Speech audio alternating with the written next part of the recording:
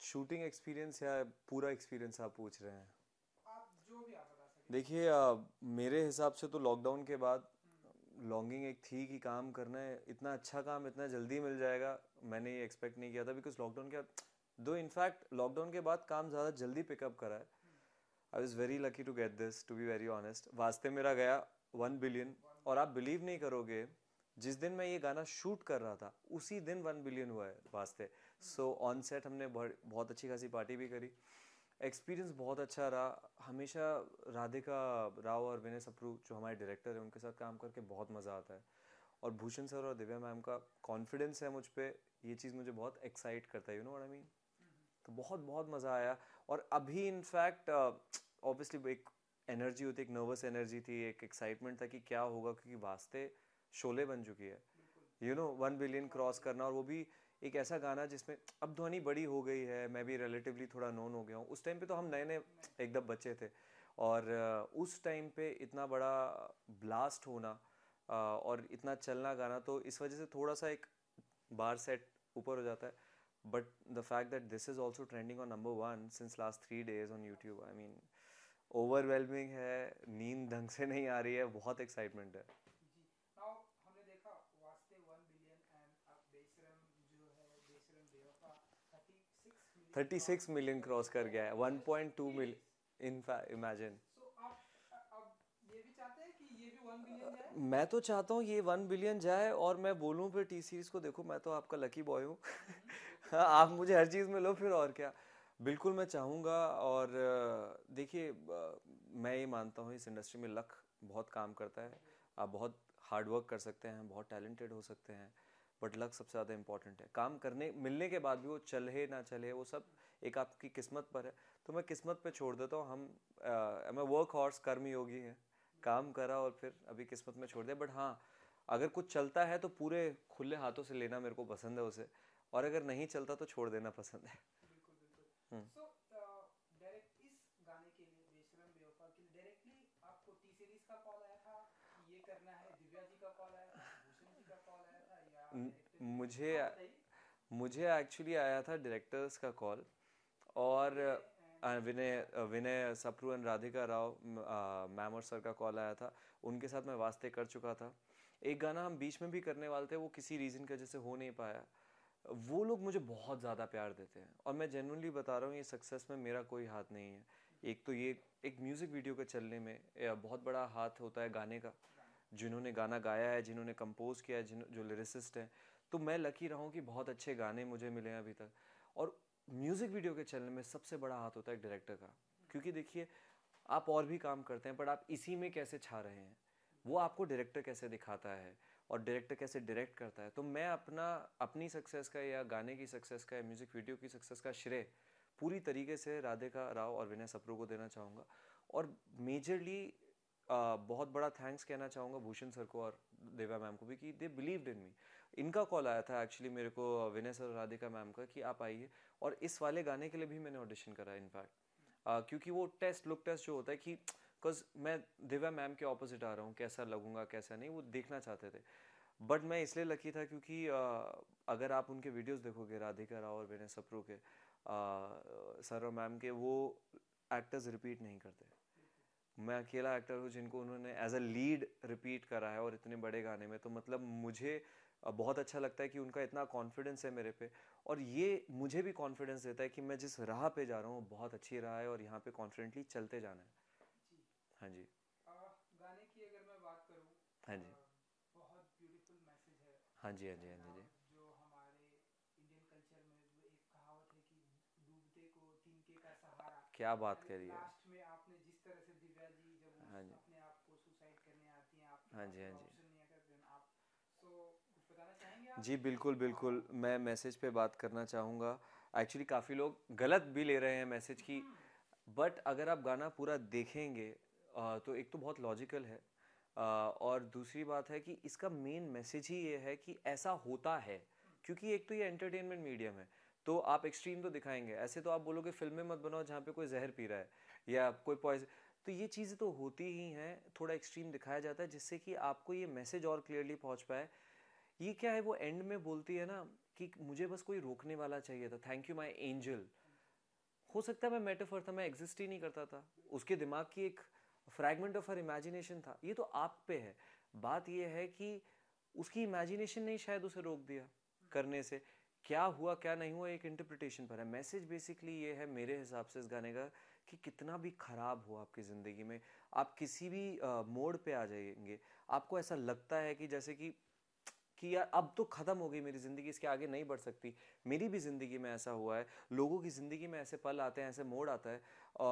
पर आप जब मतलब 4 years डाउन द लाइन, 4 साल बाद आप पीछे मुड़ के देखते हो और हंसते हो, यार मैं किस चीज़ पे टेंशन है। स्कूल में लगता है कि अगर किसी के सामने आपकी कोई मजाक बन गई तो लगता है कि एंड ऑफ वो है, मम्मी पापा को स्कूल लेके नहीं जाना, थोड़े शाय होते हैं। बाद में आप जाके इस बात पे हंसते हैं। तो बात यह है कि प्रेजेंट में जो चीज़ इतनी बुरी लगती है वो फ्यूचर में नहीं लगने वाली होती है। तो इसलिए कोई भी इतना टेंशन ना लीजिए, वो एक मैसेज है इसका। और ऊपर से एक थोड़ा सा डिस सॉन्ग है, जो लोग चीटिंग करते हैं, इनफिडाइल होते हैं, उन लोगों पे। और एक तरफा प्यार को थोड़ा ग्लोरीफाई करा गया है कि भाई चलो तुम चीट कर रहे हो बट मेरा प्यार अनकंडीशनल है, बता तेरा क्या हाल है। या सो आप कितना मानते हैं, सिद्धार्थ जी कितना मानते हैं कि प्यार में दर्द होता है? देखिए मैं मानता हूँ प्यार एक फीलिंग है, और फीलिंग परमानेंट नहीं होती।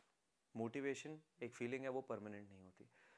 मैं ये मानता हूँ लोग प्यार में पड़ते हैं, और मैं ये मानता हूँ लोग प्यार से निकल भी जाते हैं, और ये सच्चाई है। मैं कबीर के दोहे नहीं और मैं कहानियों की बात नहीं कर रहा, मैं एक रियलिटी चेक की बात कर रहा हूँ। मेरा मानना ये है प्यार एक फीलिंग है, आप प्यार में पढ़ सकते हो और प्यार से निकल सकते हो। और जो उस फीलिंग की इंटेंसिटी ऊपर नीचे बहुत आराम से हो जाती है।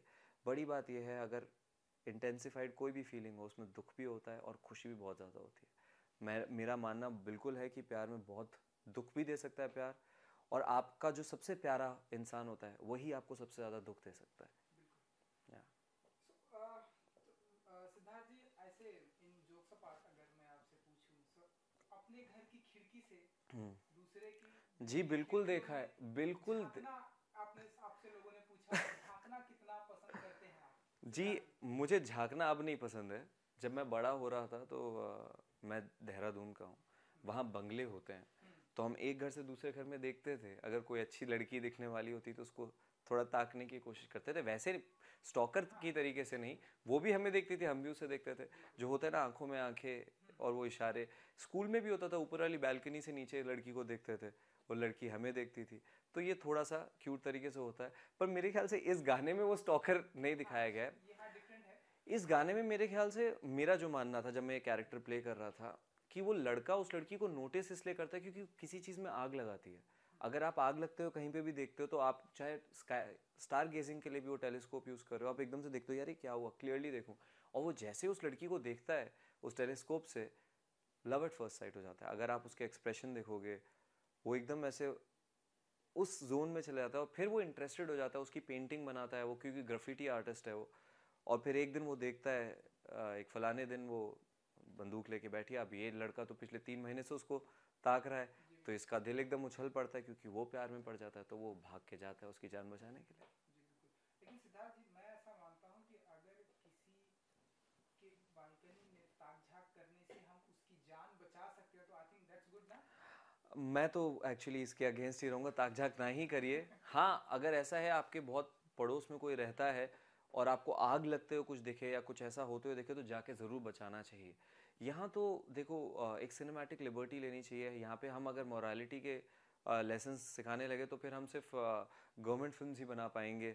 ये मूवी है, ये एक म्यूज़िक वीडियो है, थोड़ा सा सिनेमैटिक लिबर्टी लेनी पड़ती है।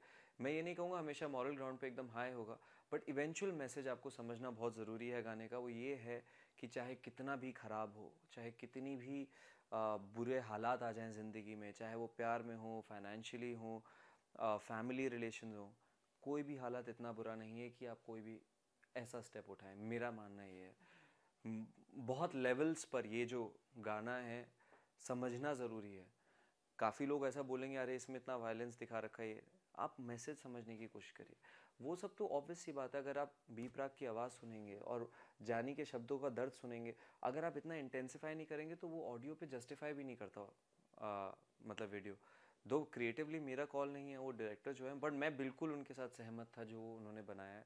तभी इतना लोग प्यार भी कर रहे हैं इस चीज़ को और इतना सराह रहे हैं और इतनी तारीफ़ें हो रही हैं। जी, क्योंकि आपने बताया कि और एक गाना आपका आने वाला था जो शायद लॉकडाउन में नहीं नहीं आ पाया वो या गाना मैं इनके साथ शूटिंग एक वगैरह करने की। वाला था, वो नहीं हुआ किसी फलाने रीज़न के वजह से। तो तो हम ऐसा माने कि वो आएगा, शूटिंग होगी इसकी अब नहीं, और वो लॉकडाउन गाना एक्चुअली हो गया, वो किसी और रीज़न की वजह से नहीं हुआ, वो आके चला गया। मैं उस गाने का नाम नहीं लूँगा, बट आगे मैं और काम कर रहा हूँ, जो गाने आ रहे हैं, कुछ गाने हैं, कुछ और चीज़ें हैं, बट मैं अब थोड़ा सुपरस्टिशियस हो गया हूँ।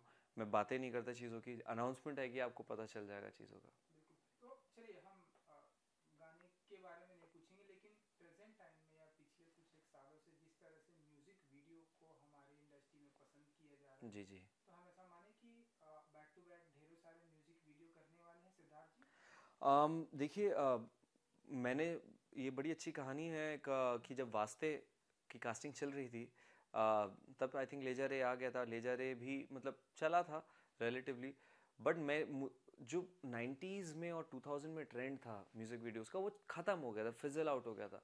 तो जब ये मेरे पास आया था वास्ते भी, उस टाइम पे भी मैंने राधिका मैम और ये जो कास्टिंग डायरेक्टर उनसे बोला था मुझे स्टोरी बोर्ड भेजो, क्योंकि मैं इंटरेस्टेड ही नहीं था। मुझे लगा था कि यार ये तो आजकल कौन देखता है, पहले का ज़माना ख़त्म हो गया। बट लकीली कुछ रीजंस हुए, और आज भी मजाक बनाती है मैम कि मेरे से स्टोरी बोर्ड मांग रहा था, अभी नहीं देती तो क्या होता। अब मतलब अगर तुझे नहीं बुलाती तो खैर सम रीज़न ऐसा हुआ कि मुझे वो मिल गया, और उसके बाद फिर एकदम से ट्रेंड स्टार्ट हो गया, फिर एकदम ब्लास्ट कर गया पूरा म्यूज़िक वीडियो का सीन। बट मैंने ये मेंटेन करा है, जो मेरा पर्सनल चॉइस है, क्योंकि वास्ते के बाद मुझे काफ़ी ऑफर्स आए, क्योंकि इतना बड़ा गाना था और इतना बड़ा हिट हुआ और मुझे बहुत उससे अप्रिसिएशन मिला। बट मैंने जब तक मेरे वही था कि I want to do a quality work, want to do quality work, और एक ऐसा ऑडियो होना चाहिए जो आपके दिल पे लगे, एक ऐसा कॉन्सेप्ट होना चाहिए जिसमें आप बिलीव करो। सो इस वजह से मैंने कम करा, और फाइनली अभी जो करा वो सबसे बड़ा वाला करा। जी बिल्कुल। जी। सो रागनी एमएमएस हमने आपकी देखी, ये हाँ जी, हाँ सारी जी, हाँ जी। करिश्मा हाँ आपकी। जी, हाँ जी। सो आने वाले दिनों में और ऐसी कौन कौन सी फिल्में देखेंगे जो आप लोगों को um, रुला सके, हंसा सके, हाँ। रोमांस करा सके? वो तो अभी बेसिकली ऐसा है कि जो पहले कर दिया वो उस टाइम के लिए ठीक था। अभी जो करूँगा वो मैं आज के हिसाब से देखूँगा। आपको हमेशा हमेशा रिव्यू करना चाहिए अपना करियर कि कहाँ पे आप खड़े हो, और बहुत रियलिस्टिकली अपने डिसीजन बनाने चाहिए। इस समय मैं फ़िल्मों पे ही कंसंट्रेट कर रहा हूँ। काफ़ी चीज़ें हैं जो बातें चल रही हैं, बट मैं चाहूँगा कि उसके बारे में मैं तभी बात करूँ जब सब कुछ पुख्ता हो जाए, या फिर हम शूट पे ही जाने वाले हों एकदम और उसका अनाउंसमेंट आ जाए। बट ज़रूर आपको बहुत जल्दी कुछ अच्छी अच्छी न्यूज़ मेरे से रिलेटेड सुनने को मिलेंगी। जी बिल्कुल। सो क्योंकि कुछ लोगों जो जिनसे आप बहुत ही इंस्पायर्ड होते हैं, हम्म लाइक जिनकी आप बहुत ज़्यादा फिल्में देखते हैं, हम्म। ऐसे लोगों के साथ में काम करने का ऐसा कोई ड्रीम होता है सिद्धार्थ जी का? एंड वो ऐसे कौन कौन से एक्टर हैं सिद्धार्थ जी जिनसे आप बहुत इंस्पायर्ड हैं, जिनके आप फिल्में बहुत देखते हैं, जिनके साथ में आप म- उनके साथ में आप काम करना चाहते हैं? जी, मैं तो बहुत सारे एक्टर्स से इंस्पायर्ड हूँ, टू बी वेरी ऑनेस्ट। मैं बहुत बड़ा सिनेफाइल हूँ, मतलब मुझे फिल्में देखना बहुत पसंद है। मैं काफ़ियों को जानता भी हूँ पर्सनल लेवल पे अच्छे से। मैं डायरेक्टर्स के साथ ज़रूर काम करना चाहता हूँ, बहुत अच्छे अच्छे जिनकी फिल्में पसंद करता हूँ। एक्टर्स के साथ काम करूँगा तो मतलब मैं सेकंड लीड होऊंगा क्या? जी। हाँ। यू विश हाँ नहीं मतलब सी मेरा वो भी रिस्पेक्टिव है, ऑब्वियसली मैं लीड करना चाहता हूँ, बट अगर बहुत बड़ी फिल्म है तो क्यों नहीं सेकंड लीड भी। बिल्कुल। सिद्धांत चतुर्वेदी ने कितना अच्छा काम किया हम्म, और कितने आगे निकल गए एक फिल्म से। पर मेरा कुछ चॉइस ऑफ डायरेक्टर्स है जो मुझे बहुत पसंद है, वो उनके साथ मैं ज़रूर काम करना कुछ चाहूँगा। नाम लेना चाहेंगे जो आपके बहुत फेवरेट हैं? बहुत फेवरेट हैं तो टॉप ऑफ द हेड में मेरे आते हैं जोया अख्तर, हम्म, और संजय लीला बंसाली, करण जौहर बहुत पसंद है मुझे। करण जौहर बहुत अंडररेटेड लगता है director, but as a director वो बहुत अच्छे से फीलिंग पकड़ते हैं, ये मेरा बहुत पहले से मानना है। और वैसी फीलिंग जगाना बहुत ही कम होता है जहाँ पे लोग आपके साथ जिएं। आदित्य चोपड़ा जी हैं, और बहुत सारे अच्छे अच्छे डायरेक्टर हैं। इम्तियाज़ अली मुझे बहुत ज़्यादा पसंद है, बट डेफिनेटली अभी टॉप पे जो मेरी फेवरेट डायरेक्टर हैं वो है जोया अख्तर। जी। जी जी। म्यूजिक वीडियो में हमने आपको हल्की सी बियर्ड में देखा था, हाँ जी, हाँ और जी। यहाँ पर आपको क्लीन शेव देख रहे हैं। सो नहीं नहीं, ये एक्चुअली उतनी ही है।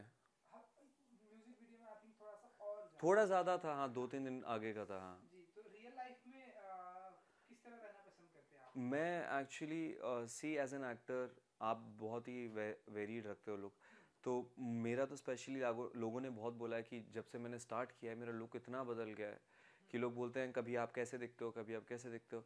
मेरे हिसाब से I want be like a chameleon, जैसे एक्टर्स को होना चाहिए। मुझे बाल बढ़ाने थे, इसके लिए जो मुझे ऑर्डर मिला था वो मैंने बढ़ाए एकदम बाल, और वो आर्टिस्टिक बाल रखे मैंने। मुझे एंड में स्टबल बढ़ाने को बोला, मैंने स्टबल बढ़ाई। अगर वो कटाने को बोलेंगे मैं कटा दूंगा, स्टबल कटाने को बोलेंगे मैं कटा दूंगा, बॉडी बढ़ाने को बोलेंगे बॉडी बढ़ा दूंगा। इस एक्चुअली म्यूज़िक वीडियो के लिए मैंने बहुत मेहनत करी है वेट कट करने में, इनफैक्ट बहुत ज़्यादा। स्पेशली मुझे ज़्यादा मेहनत इसलिए लगी क्योंकि जिम्स ओपन नहीं थे, तो लॉकडाउन में आपको ही करना पड़ता था। तो आई यूज टू रन, मतलब 20 फ्लोर्स ऊपर नीचे मैं सुबह सुबह कार्डियो करता था, 2 टाइम वर्कआउट कर रहा था।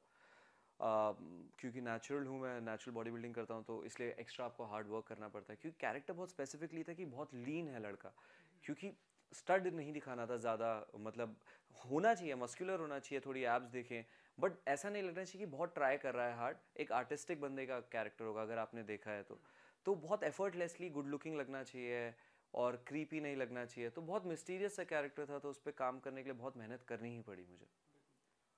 चलिए सिद्धार्थ जी, एक आखिरी सवाल मेरी जी जी तरफ जी। से। आई थिंक लास्ट 2 क्वेश्चन कर लेते हैं। चलिए। पहला, ये जो ये है सुशांत सिंह राजपूत, हाँ जी। एक ये सवाल ये है कि आप उनको बहुत करीब से जानते हैं, आप उनके दोस्त भी हैं। हम्म। अब हमारे बीच में वो नहीं है, रीज़न की बात नहीं करेंगे।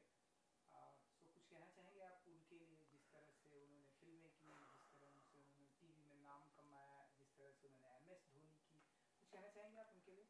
जी मैं ज़रूर कहना चाहता, बट अभी मैं ज़रूर नहीं कहना चाहूँगा, मैं कोई भी कमेंट नहीं देना चाहूँगा, बिकॉज़ ये नहीं चाहता कि लोगों को लगे कि मैं उनके बारे में बात कर रहा हूँ जब मेरा गाना रिलीज़ हुआ है।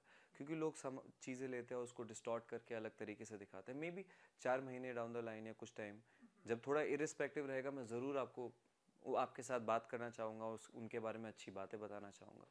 अभी थोड़ा मैं रिफ्रेन कर रहा हूँ, इस चीज़ के लिए माफ़ी चाहूँगा। जी बिल्कुल। चलिए, और एक एक आखिरी सवाल ये कि हम देखते हैं कि प्रेजेंट टाइम में जो हम्म। एक्टर होता है हाँ। वो मल्टी टैलेंटेड होता है। हाँ जी। एक एक्टर जो है डायरेक्टर भी होता है, एक हाँ। एक्टर जो है सिंगर होता है, हाँ एक जी। एक्टर प्रोड्यूसर भी होता है, एक एक्टर जो है बिजनेसमैन भी होता है, लाइक बहुत शाहरुख बहुत खान सही बात बोली आपने। बिजनेसमैन भी होता है। सो एक्टिंग के अलावा और इन कौन कौन से फील्ड में हम आपको हाथ आजमाते हुए देखेंगे, या आपका इंटरेस्ट मैं क्या है? डेफिनेटली डायरेक्ट तो करूँगा आगे लाइफ में, क्योंकि मुझे सिनेमा में बहुत इंटरेस्ट था। वैसे मैं इंजीनियर हूँ, तो सिनेमा में बहुत इंटरेस्ट होने के वजह से इनफैक्ट मैंने अपनी लाइफ के आधे से ज़्यादा फिल्में एक्टिंग में आने से पहले देखी हैं। जब मैं कॉलेज में था मैंने सारे के सारे, आप उठा लीजिए top Hollywood directors, foreign film, सब मैंने पहले ही देख डाली। बल्कि मैं इंजीनियरिंग कॉलेज में था और मेरा कोई प्लान नहीं था एक्टिंग में आने का। तो डेफिनेटली डायरेक्शन इवेंचुअली मैं करना चाहूँगा। बाकी सिंगर तो मैं नहीं हूँ ना, मैं कोशिश करूँगा। है आपको अपनी लिमिटेशन पता होने ज़रूरी हैं। उसके अलावा शायद प्रोडक्शन, शायद प्रोडक्शन अगर अच्छे से समझ गए वो गेम की क्या है, क्या प्रॉफिटेबल है कि नहीं, एफिशिएंट है, ऑप्टिमाइज़ कर सकता हूँ कि नहीं, उस पर डिपेंड करेगा। स्पोर्ट्स मुझे बहुत पसंद है, but I don't think professionally मैं किसी स्पोर्ट्स में जा सकता हूँ इस समय, अभी इट्स टू लेट। हाँ मेरे ख्याल डायरेक्शन में भी इवेंचुअली जी। ज़रूर। चलिए, स्पोर्ट्स आपको पसंद है, इसलिए और एक सवाल ये जी जी। कि हम देख रहे हैं प्रेजेंट टाइम में बहुत सारे स्पोर्ट्स पर्सन के ऊपर फिल्में बन रही है, बायोपिक बन रही है, आपने देखी ही होगी, आई जी जी जी। डेफिनेटली। ऐसी कोई पर्सनालिटी जिनके ऊपर आप मैं तो बिल्कुल करना चाहूँगा। स्पोर्ट्स पर फिल्में करना चाहेंगे? लैंडे पेस, ओह। उन पे मैं फ़िल्म करना चाहूँगा बिल्कुल। अगर कभी मुझे बायोपिक्स करने का बहुत मन है, किसी के स्किन ऑफ द कैरेक्टर में जाने का। एक इंसान जो रह चुका है या जो है, उसके उसको जस्टिफाई करने का, क्योंकि वो ज़िंदगी जीने का। कुछ एक्टर्स ऐसे आके चले गए जिनके बारे में उनकी करने का, जिनके बारे में आपने कहीं पढ़ा या जानते थे, जो भी। तो मैं बिल्कुल बायोपिक्स में तो मैं बहुत ज़्यादा इंटरेस्टेड हूँ। स्पोर्ट्स के हिसाब से अगर मैं बोलूँ, लैंडर पेस की एक है जो अभी तक नहीं बनी है। बाकी तो आप दिखने भी ज़रूरी हो किसी की तरह। हाँ, आप कितना भी कर लोगे, आप अपना नैन नक्श तो बदलोगे नहीं, और अगर विश्वास नहीं होगा आप पे एज अ वो पर्सन, तो फिर वो फ़ायदा करने का है नहीं। जहाँ मैं फिट हो पाऊँ और जहाँ थोड़ा इंटरेस्टिंग लग पाए, मैं ज़रूर करना चाहूँगा। मोस्ट ऑफ द स्पोर्ट्स मैं खेलता हूँ, tennis, cricket, football, everything. So much हमसे बात थैंक करने यू। के लिए।